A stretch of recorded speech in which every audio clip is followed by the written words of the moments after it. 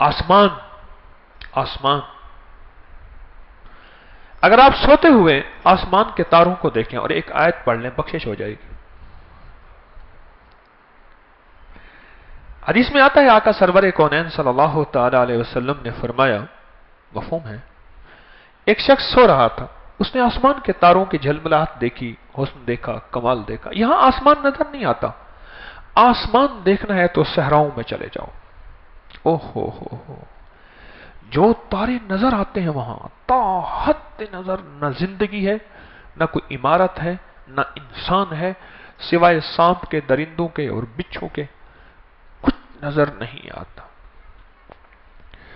میں ابھی پچھلے دنوں صحرا میں گیا، سردیوں میں، ایک لومڑی تھی بڑی موٹی تم، اور پیچھے مڑ مڑ کے دیکھے، میں اس کے پھر پیچھے جاؤں، میں کہاں نکل جاؤں گا، میں تو گم ہو جاؤں گا، لومڑی تو گم ہوگی نہیں، چھوڑ اس کو، کہیں صحراؤں میں بھٹک ہی نہ جائے۔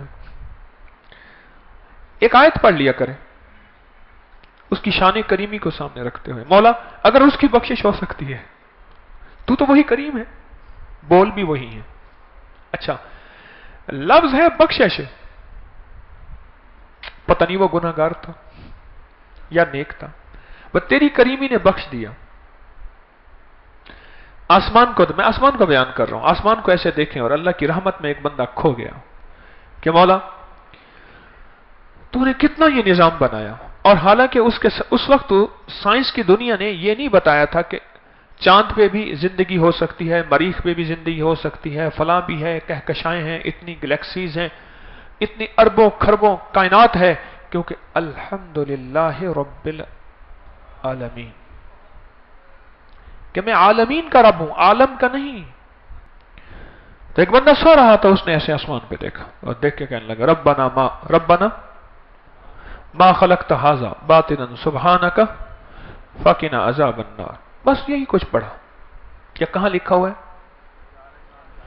سورۃ آل عمران کی آخری رکوع میں، تیسرے پارے میں،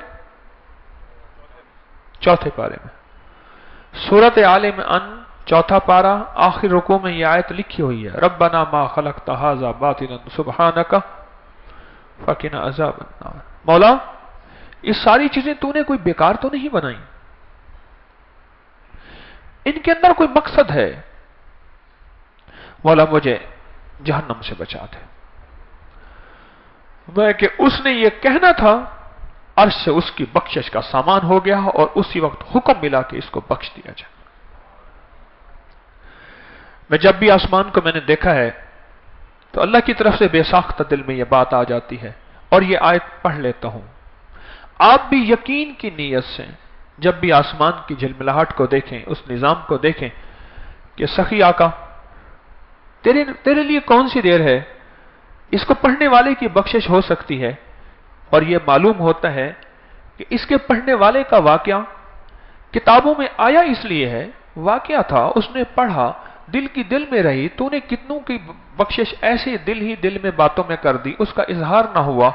معلوم ہوا کہ اس کا اظہار اس امت کے لیے آگے اس لیے چلا کہ امتیوں، گناہگاروں پریشان نہ ہونا، کبھی کبھی آسمان کو دیکھ کے بھی اس کی رحمت کو مانگیں تو بخشش ہو جاتی ہے، اس کی رحمت کو مانگیں تو بخشش ہو جاتی ہے۔ ربنا ما خلقت ھذا، یہ ساری چیزیں بیکار نہیں ہیں۔ آسمان کو دیکھ کے اور ستاروں کو دیکھ کے اور رات کے اندر تاروں کو دیکھ کے، اس کے نظام کو دیکھ کے، بس یہ ایک پل میں مانگو، اور اللہ کی رحمت ہے انشاءاللہ کریم بخشش کر دیتا۔ وعبقری حسان